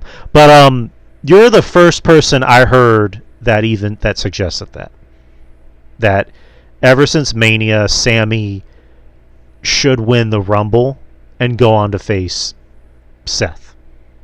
Before anyone else, I believe I said Gunther, but yeah. Before anyone, before literally anyone, before Jason, you're the first person I heard say that. And lately it's been, and if you've been watching Raw, I don't want to be like, I mean, it's it's wrestling. Like, it's cool. Yeah, but dude, you called it from day one, so bravo, sir. Well, bravo. Cool. I mean, do I get money for this? Like, I wish I get a fucking $1 million. That'd be great. Yeah. I want you to have $1 million. Yeah, they've really been building up Sami as because the stuff with Cross, where Cross is like, you should have been world champion by now. Like, what the hell? And then, so yeah, it's pretty obvious what they're doing with Sami, and I'm interested. So, and I like Sami. I think if anyone deserves a title shot, or let alone be world champion, since we were talking about world champions on the show, Sami definitely deserves that. Like, Sami is long overdue for a world title run. So we'll see how that works out. But Sami got the win, so good for him. Nikki Bella came back. Yay. That was out of nowhere too, with her being announced to come back to Raw. I mean, yeah. So I mean, good for her. Which happy that she's trying to get back into it. Which the continued revisionist history of how she started the women's evolution, even though it was AJ Lee, but they're not going to say that.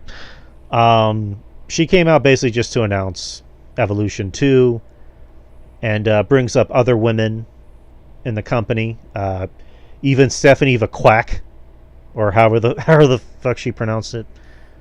Yeah, I mean, I don't know how you get the quack. Vaquer? I don't know. Vaquer. Like, I don't think it's that hard to pronounce Stephanie Vaquer's name. She's Hispanic, which Nikki's Hispanic. I don't know how she got that wrong, but whatever. I mean, we know some Hispanics who, Yeah. who are funny. That's what I'll say. And then Liv Morgan comes out pissed off, saying, you didn't mention me, and blah blah blah, and then tells her, I have something you don't have. I have a title and a man. And then Liv saying, Nikki saying, I have a hard time realizing who does your man belong to, you or Roxanne Perez, which she got that right. And then Liv proceeds to give her Oblivion, which I fucking thought was amazing. So it looks like Liv is gonna do something with Nikki at Evolution, which Maybe a one-on-one match, yeah. as long as Liv wins, that's really all that matters. But do you have any thoughts on this? Not really. How do you feel about, Nikki Bella being back and, I mean, she came back to the Royal Rumble, right? I'm assuming they probably want to give her some creative before she comes in. What are your thoughts? Do you feel it's gonna be like a very short run with her, or do you think that she may be sticking around for a little bit? I'm not. I really have no interest in seeing a Nikki Bella return or run. But then again, it doesn't matter what I think. She still has a fan base, which I was gonna say she has a huge. I mean, the Bellas, they have huge fan bases, man. which cool. That's really all I can say. I really have no interest in it. Just like I have no interest in seeing Goldberg come back for one final match. You broke up. You said Goldberg. Yeah, I have no interest in that. I have no interest in seeing a Goldberg final match. Well, I mean, we knew this match was gonna happen for over a year now. Right. But again, as long as Liv goes over, that's all I care about. Nikki, again, it was inevitable that Nikki was going to come back and do something. Do you think that? I mean, I know she hasn't wrestled in a while, but do you think they can put a good match together? I think they can put a solid match together. I think Liv is going to do a lot of the heavy lifting. Do you not think that Nikki Bella became a comfortable women's wrestler? No. I think she got carried. Okay. Again, just I disagree, but just I wholeheartly disagree. Yeah, I'm not saying she's fucking, Danielson or anybody like that, but I don't think you're giving her enough credit. I'm not saying that she's a fucking trailblazer at the same time, but I also think that she's not as bad as people made her out to be. I think she improved. Now, when she first started, she was fucking kind of like Trish Stratus. When Trish Stratus first started, she was pretty damn bad in the ring, and she ended up becoming one of the best women's wrestlers of all time. Not to say that Nikki Bella is one of the best women's wrestlers of all time, but she definitely improved from the time that she started. I think those two will have a good match with each other. I think again, it takes two to tango. I say that more times than I can count. And if they have a good match, I think it's gonna play part on both women. Most likely, maybe Liv. I agree there, but I think there will be credit to be due with Nikki Bella too if she holds her end of the bargain. But we'll see. We'll see how the match goes and see how they book the match for Evolution. So, all right. And now we're on to the main event, which is for the World Heavyweight Championship. Jey Uso versus Gunther. When Jey Uso came out with his kid, I think the writing was kind of on the wall as to what was going to happen.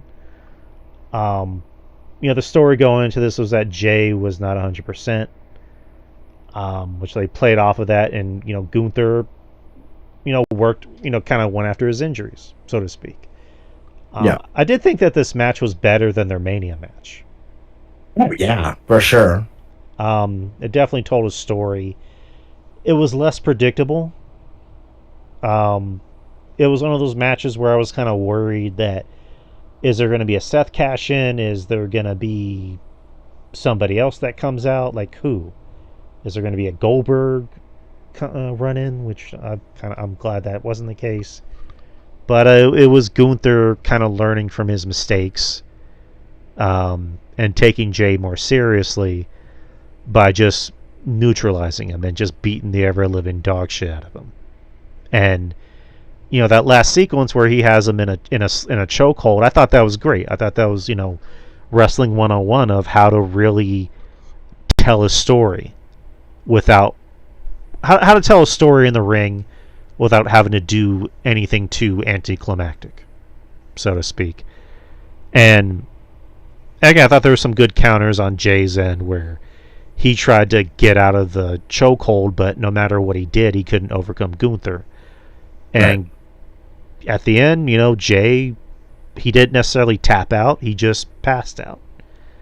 And now Gunther's the world champion again, which I know you're super happy about Jay losing. Listen, I don't like coming on here and saying something sucks all the time. I don't.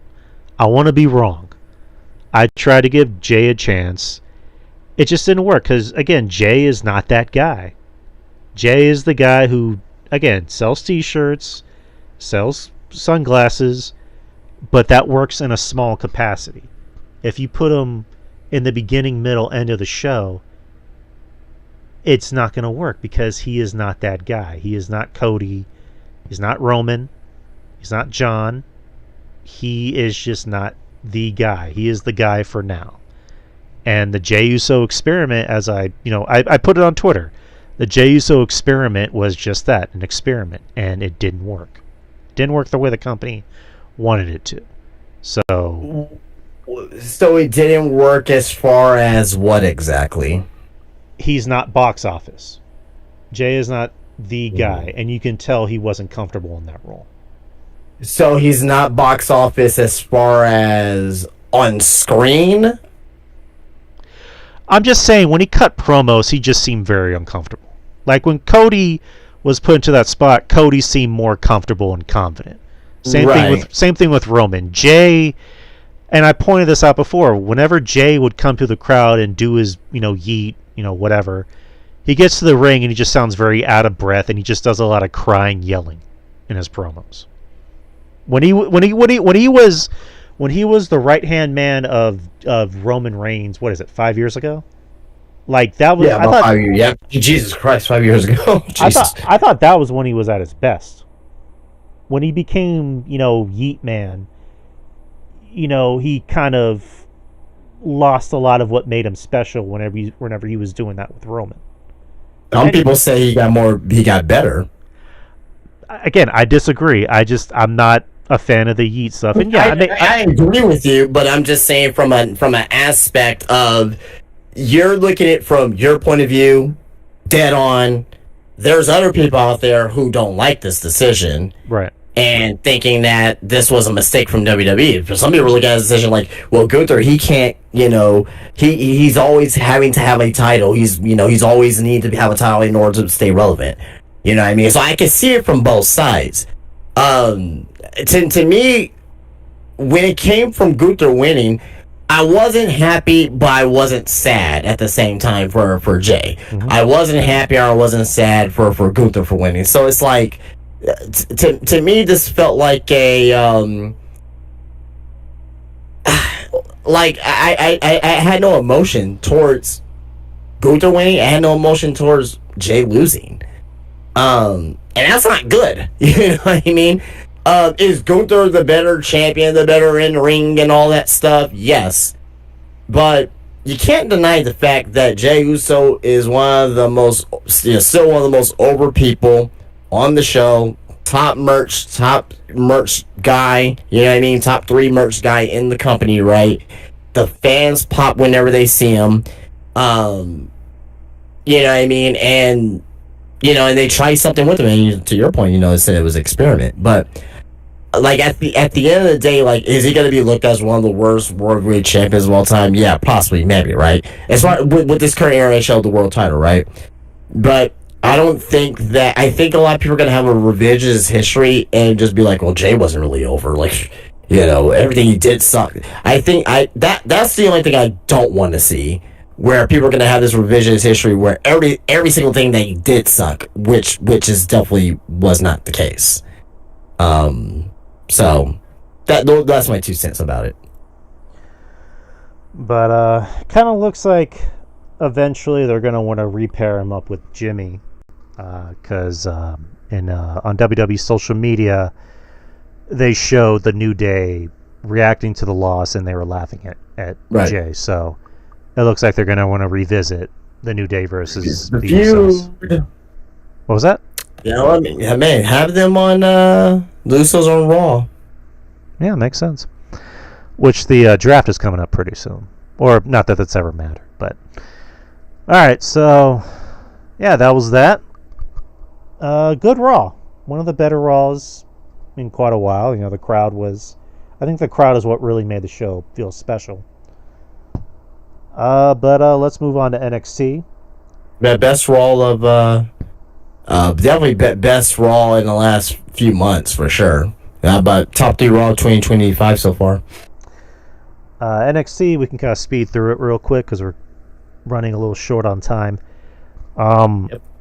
Mariah May's new name will be Blake Monroe, which it's revealed that Blake is actually her niece's name and Monroe is Marilyn Monroe. They showed a vignette where she was Monroe. I guess it's probably a little bit tribute to like Marilyn Monroe. To me, I know the vignette was like Sabrina Carpenter, and it was kind of highlighting that, but it also had very slight Toni Storm vibes to it as well. Yeah, probably. But it was a nice vignette. They clearly have big plans for her. It kind of looks like they're not rushing her success just yet because she's not going to be involved in possibly facing JC at Evolution. They announced that there's going to be 4 matches next week, and the winners will be in a fatal 4-way on the last NXT of the month. And the winner of that will face JC at Evolution. So, and from the way it looks like Blake or Mariah, whatever, is not going to be a part of the match. So it looks like they want to take their time with her success and not rush it, which makes sense. As for the rest of the show, pretty overall, decent, good episode of NXT. NXT, usually doesn't put on a bad show.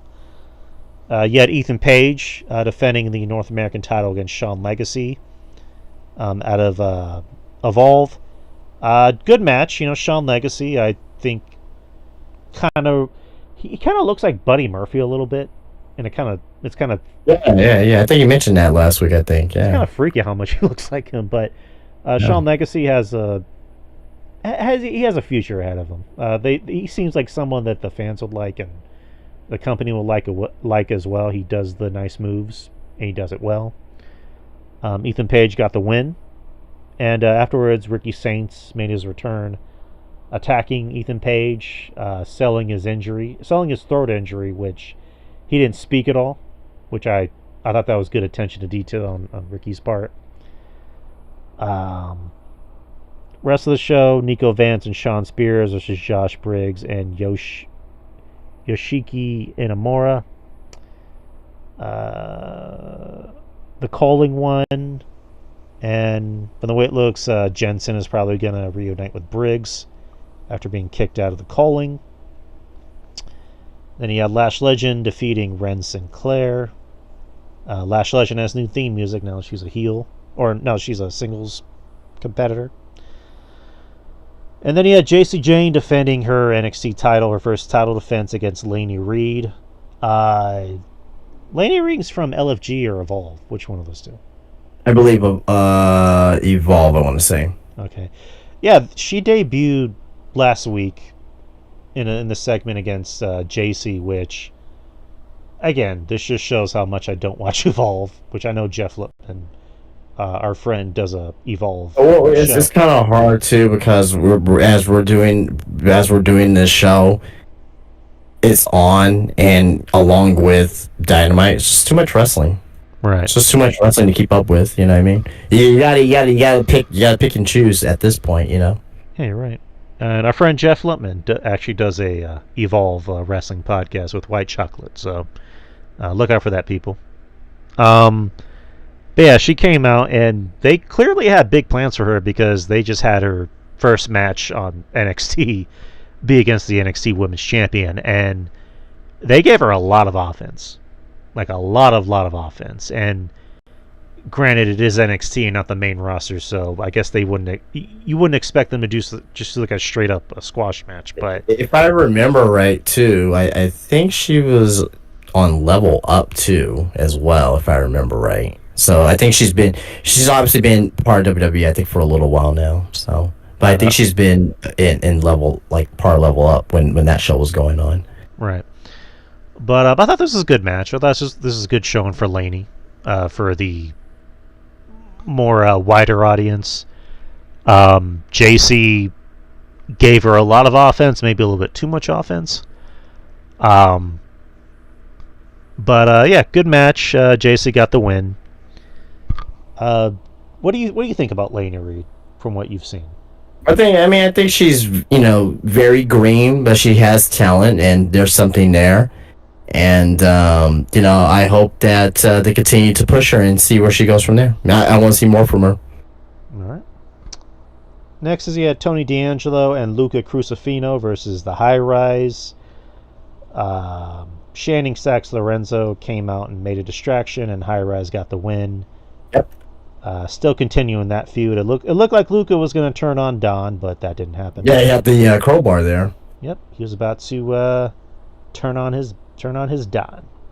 Well, I don't think he was for sure, but he picked it up and the Don turned around and he was like, "Oh, are you gonna use that on me?" So I didn't think he was like gonna try to use it right then and there, but Right. And the main event, which is Oba Femi versus Jasper Troy for the NXT Championship. Earlier in the night, before the show started, Jasper Troy attacked Oba Femi and chokeslammed him through a car windshield, which proves why the NXT parking lot is the most dangerous area in all of professional wrestling, which I'm surprised there hasn't been more matches in the parking lot. They should really do something about that. But they had that one match, which was it Velveteen Dream and Adam Cole from like 5 years ago, I think. Yeah, when the Dream came like Negan from The Walking Dead. I remember that. Which I don't hear a lot of people talk about. I was like, man, that was the match itself. I thought. I mean, that was when they were doing all the all the cinematic matches back then. So I thought that match was good for what it was. Oh. But this is a really good match. I was, for a second, I was thinking like, I don't know, WWE, preferably NXT, they've been wanting to kind of shock people and do the unexpected, and Jasper Troy, they have a lot of confidence in this guy. I mean, he has a very unique look, and he was able to match up with Oba pretty well. I mean, granted, still very green, still got a lot to learn, but Oba made him look like $1 million out there. And Oba, playing the role of the underdog for the first time. But eventually he got the win, and it was a hell of a match. It was a good show. What do you think about the LFG and the Evolve,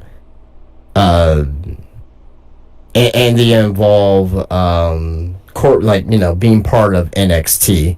Like, having these people come out there and have these matches, do you think it's good for NXT to be doing that?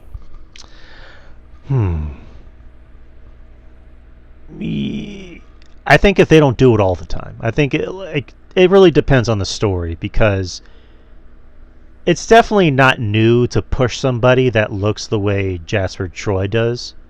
Not necessarily how people look like, but just like the overall process. Because I'm not a fan for of a while, because it's like eventually it's gonna be like, well, who the fuck are these people, right?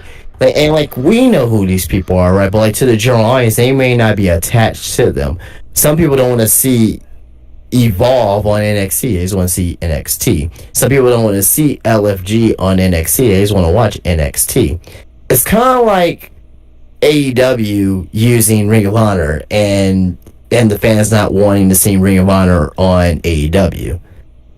It's the same exact thing, actually. So I was just wondering, for conversation's sake, is that something that you want to see? Like, for me in particular, I'm like, to your point, I'm like, yeah, if it makes sense, but I don't want to have to go watch Evolve or have to go watch LFG to figure out who's who and figure out a story and have it being played out on NXT. That's one thing I don't want to see. I don't want to see Evolve storylines being played on NXT. if you're not watching Evolve or if you're not watching LFG or whatever, you know. No, I agree with you. I agree with you on that.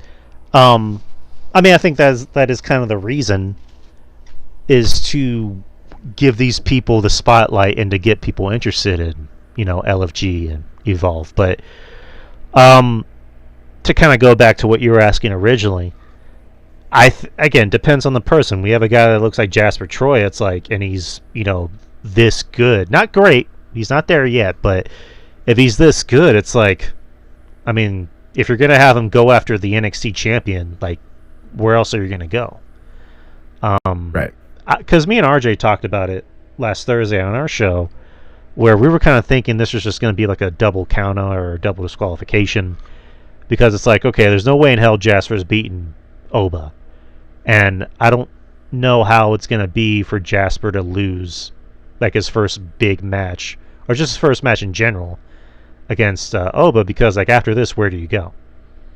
Like, right. After this, where do you go with him? So that's kind of my only worry, is like, you give him this, it's like, and then he loses. It's like, okay, where is he going to go? Who is he going to face? And what's it going to mean? So there's that. And also with a guy like Shawn Legacy, I mean, he's fine. He's kind of believable on NXT. I was actually kind of digging Swipe Right whenever they were paired with Ethan Page, because they all kind of have the same gimmick.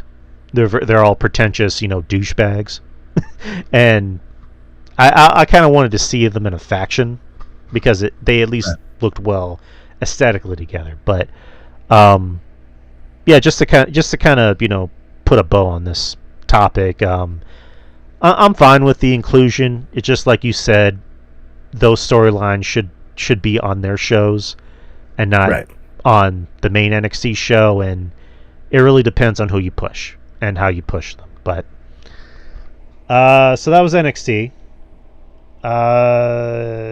Yeah. Do you have any news to talk about? I do, but it's already getting to that point, and yeah, I got a few things I gotta take care of before I go to bed tonight. So I'll just skip on it this week. All right. Yeah, we actually have to wake up early tomorrow, because the sister-in-law, she has jury duty, so we gotta. Oh, beautiful! That's always fun. Oh yeah, we gotta take her and hopefully pay her light bill. But that is the show, people. We did close to 2 hours, but we had a lot to talk about, so that's what made it the show it was, which is an awesome show as usual. But thank you to Justin for making the show flow and work the way it does. So thank you, sir. Yes, sir. And just thank you to everybody else who supports us, supports our show, supports the channel, and supports everything we do. Loves us. We love you too. Twitter X, DY Experience, YouTube channel. Subscribe. And the show you can hear anywhere that podcasts are distributed, such as Spreaker, iTunes, and Spotify. And what else? Friendly Neighborhood Marks, the show I do with RJ. We usually do that every other Thursday. And Culture Attack with Ruben Prime. We just did a recording of an episode last Friday. Yeah, last Friday. You need to talk to Ruben, see when that episode's going to come out. So look for that to come out. And then of course the shows that I do with Jeff Lippman, where we cover the NXT PLEs, which the next one's going to be Great American Bash. That's going to be the next time you hear me and Jeff talk about NXT. But other than that, that's enough for me. What about you, Justin? What about Spymaster Tees? Yeah, Spymaster Tees, SpymasterTees.com. Find me there and come enjoy and love pro wrestling. Get yourself a t-shirt. Get yourself a Funko Pop, get yourself an action figure, get yourself a trading card, get yourself a wrestling mask, get yourself some socks. Just come on in and enjoy it. Follow me on Spymaster Tees on Instagram. Over 2,000 followers on there. Building. And also as well, I like to say this, I got verified, so I have official check mark for Spymaster Tees as well. So nice. Good shit. Yeah, I'm verified on IG. So yeah. I'm growing organically, on social media, which is always fun to do. And I'll just say this, and I'm not gonna say any names, but I've been recognized by people in the industry, so which is pretty cool. So, but yeah, just follow me on Spinebuster Tees on Instagram. Visit Spinebuster Tees at Wonderland of the Americas in San Antonio, Texas, at spinebustertees.com. Yes, sir. All right, we will see y'all next week. Next week's going to be your birthday. Next Wednesday. Yep. Which, as per your request, you'll be the host of the show, and I will be... I was just kidding about that. I wasn't being serious. No. That's your birthday gift. That's your birthday gift, Justin. You will take over the show. Oh, Jesus Christ. It will be the Spinebuster Tees experience. Oh, my God. No, it'll just be the experience. We're not changing the name, but yeah. We will see y'all next week for Justin's birthday. But yay! Take care. Hopefully I'm not dead. You'll be fine. We'll see y'all next week, people. Same channel, same time, and peace out. Peace. Peace. Are you fucking kidding me?